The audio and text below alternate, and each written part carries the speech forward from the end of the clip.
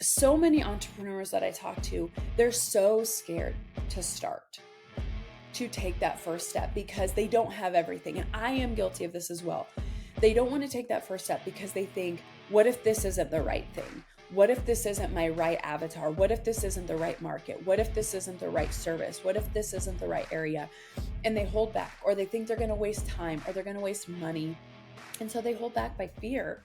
Hello, and welcome back to the What Went Wrong podcast. I am Tabatha Thorell, and today we are going to share stories about accidental successes.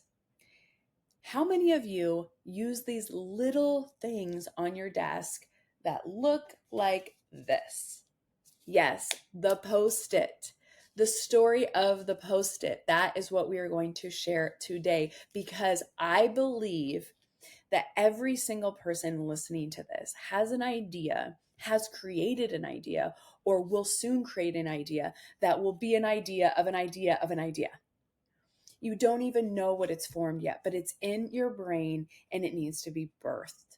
Okay. And maybe you already have that and you're creating something, but it's not exactly what you thought it would be. And you're questioning yourself and you're questioning your pursuit of this product, service, creation, invention, because it doesn't look like what you thought it did in the beginning. Or maybe it's taking you longer to get there and it didn't happen when you thought it was going to happen.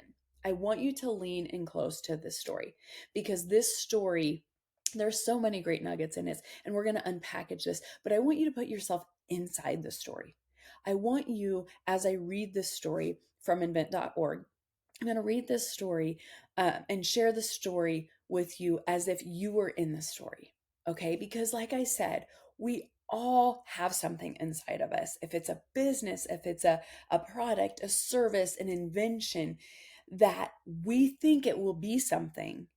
And it could turn out to be something that we never even thought of and probably more extraordinary. Okay. So maybe you already know the story of the Post-it, but I want you to listen with fresh ears. And maybe you're new to the story of the Post-it, and this is going to be new and exciting for you. So listen in because this is the story and the creation of the popular product that we know today as the Post-it. Okay. So here we go.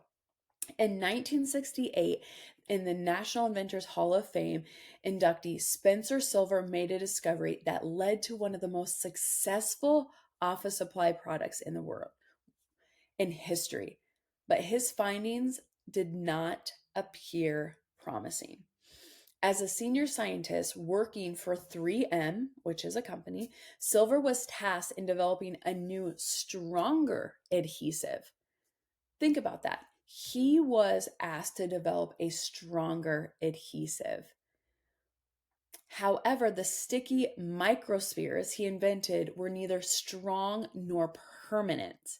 Instead, these indestructible acrylic spheres were strong enough to hold paper together, but weak enough to allow the papers to be pulled apart without being torn. So he was asked to create a product of stronger adhesive, something that wouldn't pull apart. And instead, what he created was something that pulled apart and also didn't damage. So if you were looking at this from just what he was asked or what he thought he should create, this is a total failure. This is a total what went wrong blunder here because he did essentially the opposite. Where in your life did you think you were going to create something specifically this, or, it was this business or this investment or this invention, and you actually created something that was clear over here, the opposite. And in your head, you're thinking, oh my gosh, I failed again. And it set you back. But I want you to look at the story of he was asked to create something. Silver was doing something and he made something completely different. But then he thought, okay, this is really unique. This is really unique. And so I'm going to, continue this and see where this goes. But guess what? The company that he worked for, 3M, they doubted it could be used to create a viable product. They couldn't see what he saw. There are people in your life that do not see what you see in your creation of your business, of your life, of what you see and vision for your future. They're not going to see that. It's not viable to them. It's not a viable solution, a viable business, because they don't see what you see. Okay. So Silver, he tried, and he wanted to have these different products, but just none of them were big enough for him to pursue. So by the looks of it, he kind of gave up. But 5 years later, 5 years after he created this mistake, there was a change in the management of 3M, and they allowed him to get a prototype for this reusable, this adhesive, and to use it on a reusable bulletin board. Well, guess what? Because of the buildup on the bulletin board of all the dust and all the things that get on there, the adhesive wouldn't stick. So again, another blunder, another, oh, see, this doesn't work. This didn't, I told you so. All the doubt is, solidified with this evidence that this product didn't work. Okay. So again, another blow to Silver. And it doesn't talk about here what he was thinking, but I can only imagine from my own failures of another reason why what I created didn't work or didn't happen, and it's just kind of sets you back. And if you've ever felt that, if you've ever been there where, oh, see, it didn't work, see that business didn't take off, see that idea wasn't right, and it was another notch in his belt of failure, like, see, this is a big failure, and he could have walked away and left and called it quits or whatever, but he didn't. Because a year later, a man, and this is actually probably not by his accord, but somebody else, because Silver stuck with it, and it was in the company of this adhesive that they didn't know what it was. A man by the name of Art Fry, he was a developmental researcher, and he was singing at church one night and wondered if he could make a bookmark that would stick to his hymnal but not damage the page after removing it. Immediately, he thought back to a presentation he'd heard Silver give about his new adhesive. And so he thought, let me see if this would work. And so it did. And he thought it was awesome for the bookmark, but also self-attaching notes, labels, and tapes. So he was really intrigued by this product. He thought, man, this product is great. Now remember, this is in 1974. So this would be 6 years after Silver had created this product. This man remembered a presentation and thought, I want to try this. And it worked 6 years later. Okay. He realized that Silver's adhesive were perfect for creating temporary notes and would be revolutionary. He saw this. There is someone in your life that you need to surround yourself. This is why surrounding yourself with the like-minded people is so important. Because he saw something in this product and he's like, yes, this is great. He still had the doubters. Lots of people in that company still doubted that this could be a viable product. But the one guy, he's like, no, this works. I've used it. This is great. He realized it. Still, not everyone in the company believed in it, but Fry did. And he continued to advocate for this product. There are people in your life that are truly advocating for you to take that step in that business, in that invention, in that service, whatever it is for you to create. They are really advocating for you. They might not be as vocal as Fry is here, but they are definitely advocate. They are your cheerleader and you need to listen to them. Okay. So Fry advocated for this and he and his team continued to advocate for the product. And in 1977, almost a decade after Silver created this, the removable notes were released in 4 cities under the name Press and Peel. At first, the reception was lukewarm, because any new product, like, what is this? This thing sticks. I'm not quite sure about this, right? Like, everyone was like not sure exactly what it is. And, if it's a product that people don't know, you really have to market it well. So that's what they did. They had a massive marketing effort. This is why marketing in your business is so important, because it's not so good for you to have this awesome product, service, invention if you do not know how to market to the masses. If the masses do not even know what you have to offer, they can't take a hold of it and run with it. Okay, so they set forth a massive marketing effort that placed the notes directly into the hands of the consumers. So it was giving them like, hey, this is what you need. And then they repaired it with a rebranding campaign that produced the new iconic Post-it note name. And on April 6, 1980, Post-it notes launched across the United States. Think about it. That was 12 years after Silver invented this adhesive that it launched. 12 years. Whatever you're holding on to right now, whatever creation that you have inside of you, whether that's a business, whether that's a product, a service, an invention, something inside of you, don't let it take you 12 years to launch it. Okay. You don't have that kind of time. We want you to launch that now. We want you to look at that now. Look at this story, but also look at this as persistence. Silver continued to share this with people in the company. So other people took a hold of this and ran with it. Okay.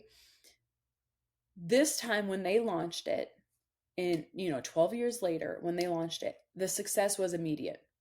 Okay. So when they first did it in the first 4 cities, it was lukewarm. So you might be testing something. You look at this. You might be testing something in your business that maybe it didn't work. Maybe the ads weren't quite right. And this, don't look at that as you're supposed to quit. Look at it as like, okay, what can I do? How can I bring that back to the table so that when I relaunch, it can be a success and it can be immediate.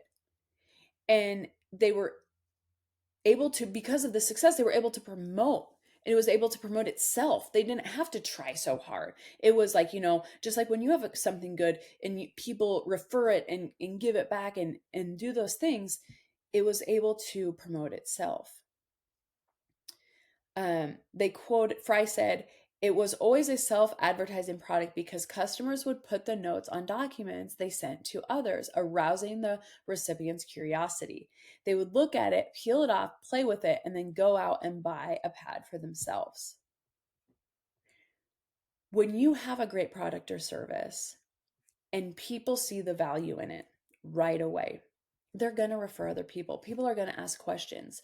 Yes, you need great marketing and you need sales in your business. You need to learn how to do sales in your business. But when you have something that's so intriguing for people, they want it. They want to ask questions. They want that curiosity. Okay? So in the story of the Post-it, I want you to look at all of the things, like dissecting all of the pieces, because we often look at what went wrong and we think, oh my gosh, like I have to fix my mistake. Instead of looking at it like that thing that went wrong is really what led to what went right.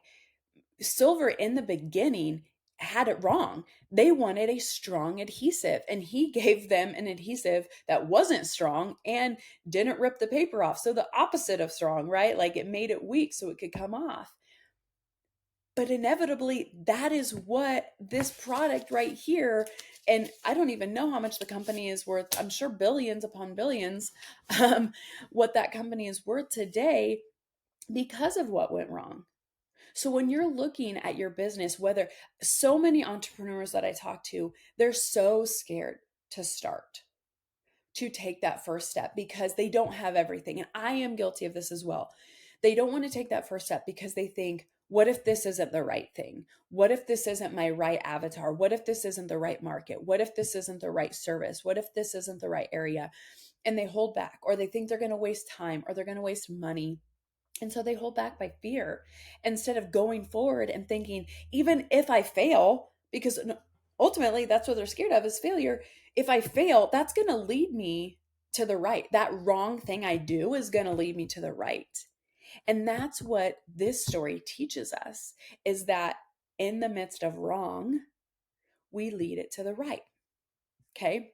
And if that story is not compelling enough for you, I am going to tell you the story of the bubble wrap. Okay, this is a little bit shorter story, but this was very interesting to me because I never really knew the story of the bubble wrap. So hopefully this is a new story for you and shed some light on, again, what went wrong that can lead to what went right. Okay, so the story of the bubble wrap. The inventors, I guess you could say, were Alfred Fielding and Mark Chavannes. Okay, I'm just going to refer to them as the inventors so I don't butcher their names, but they invented the bubble wrap. And it was actually a failed experiment in 1957.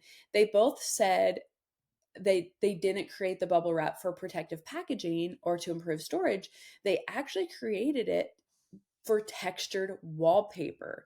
They felt that the industry was very limited with options in the interior design world, and they wanted to create some solutions to overcome those limitations. So they performed different experiments to have a textured wallpaper. They were engineers and they were trying to create things out of shower curtains with air bubbles and tried to create this textured wallpaper. And they were very talented and very ambitious engineers, but they just couldn't.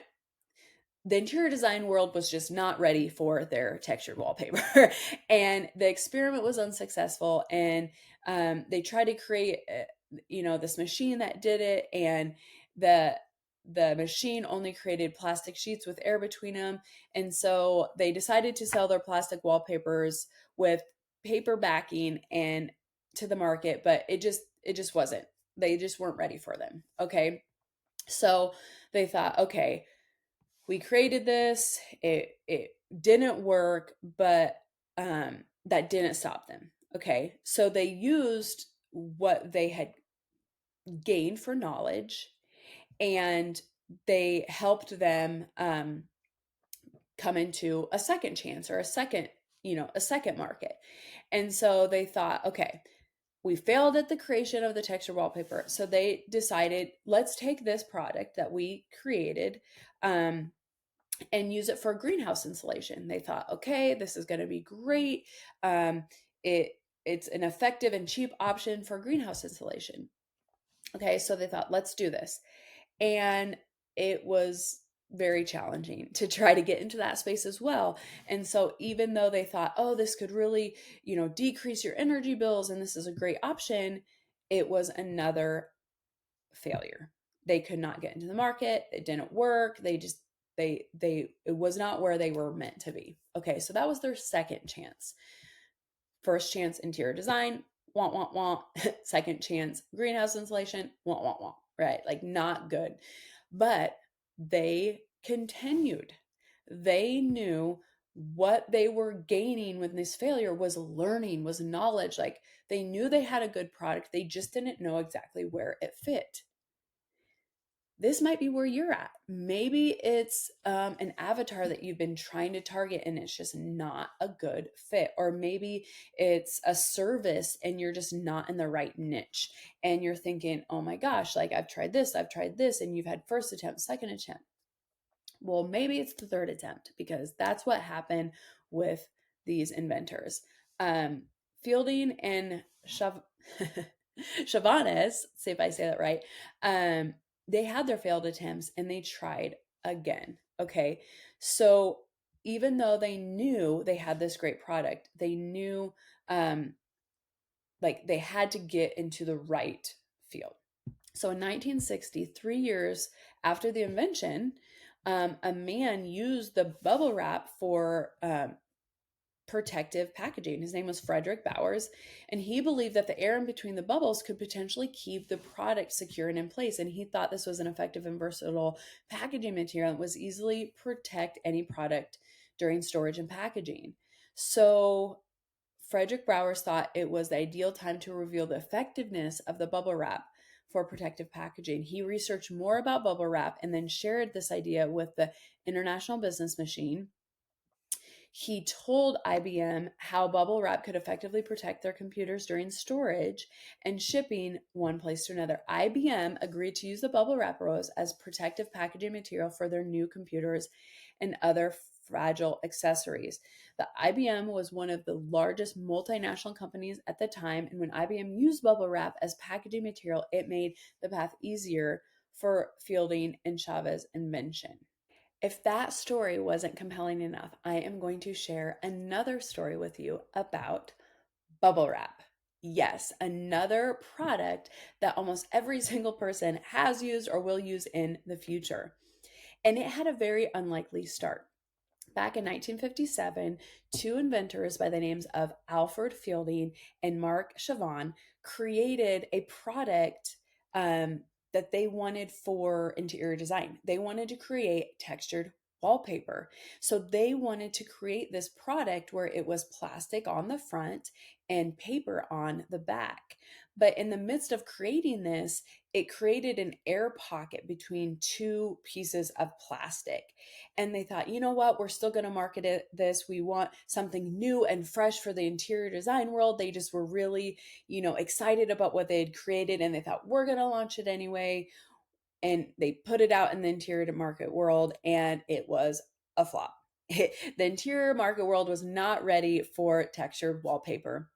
So Fielding and Siobhan thought, okay, well, we know that we have this great product here, and they patented it because they knew that this product was unique, and they knew if they could just get the right, use for it, it would be successful. Some of the research that I read stated that they had over 400 different uses for this plastic product that they created. So they definitely believed in the product that they had. So their belief was so strong in the pursuit of creating this product for the masses. So ask yourself, like, is your belief strong enough? Is your belief strong enough in what you have to offer the world? If that's a product, if that's a service, invention, knowing and believing so wholeheartedly that the world needs to have what you offer is so key and vital. Because for these two inventors, they could have very easily been like, oh, this was a flop. We didn't even create the wallpaper that we wanted. And let's just throw in the towel. But they thought, no, let's just figure out another marketplace that could benefit from what we have. So they thought, okay, greenhouses need to be insulated. This would be a great form of insulation. People would save on energy. This is great, let's go. And they went into that marketplace and it failed. Another failure, something else that went wrong in their pursuit of what goes right. And they thought, oh, okay, like, we're done with inventing right now, like, we are done with inventing. But they didn't give up.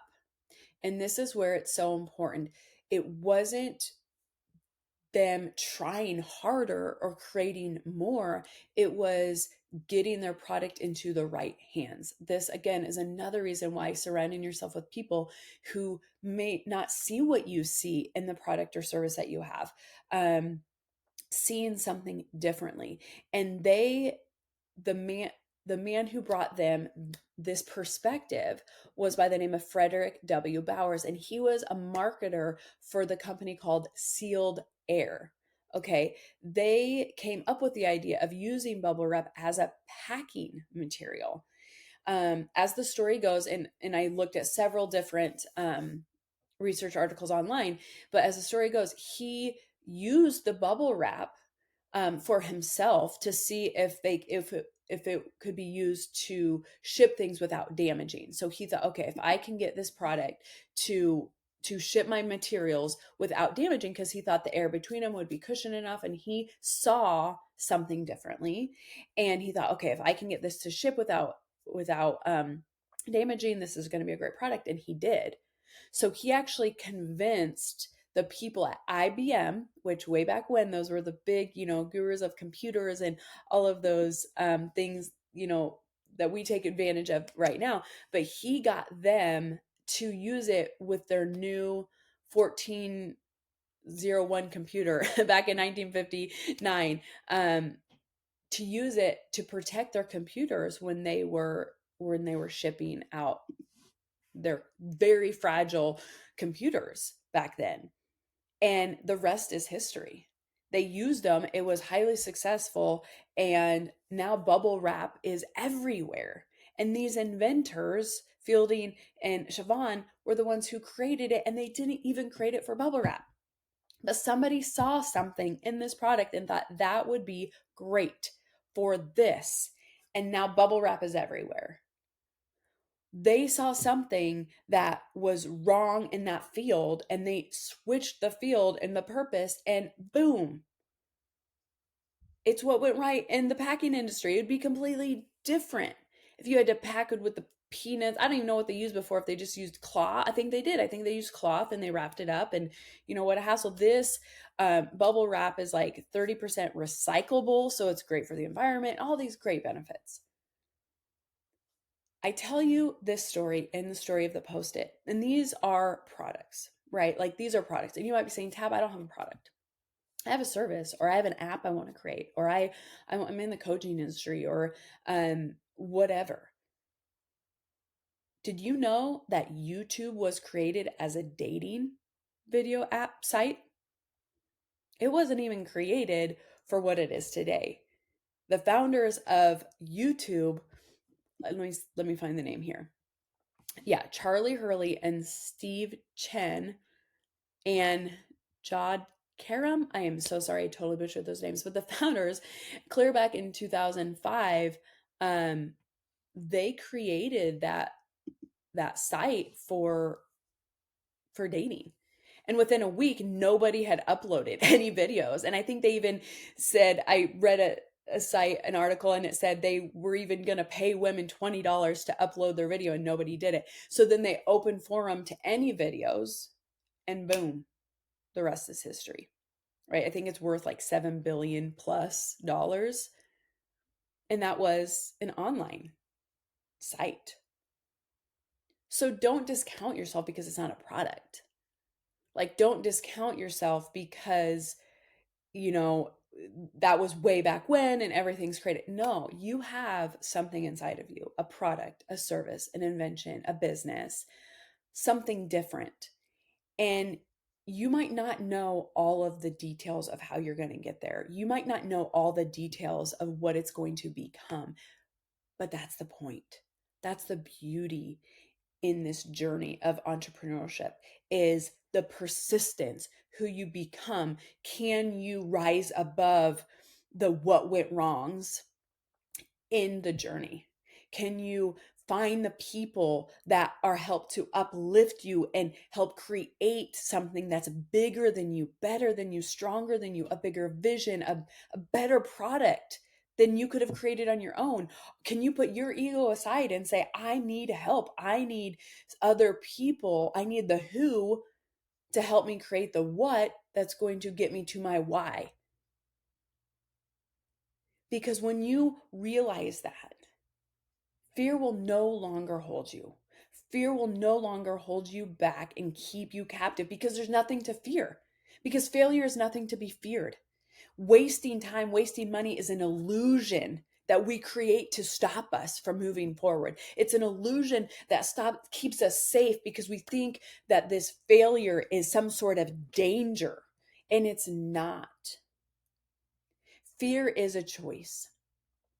When you live in the fear, nothing good creatively happens. Nothing is developed. In our world, we need what you have. We need creators. We need people that are daring enough to step into the world and help other people with their products, with their service, with whatever it is that you have inside of you.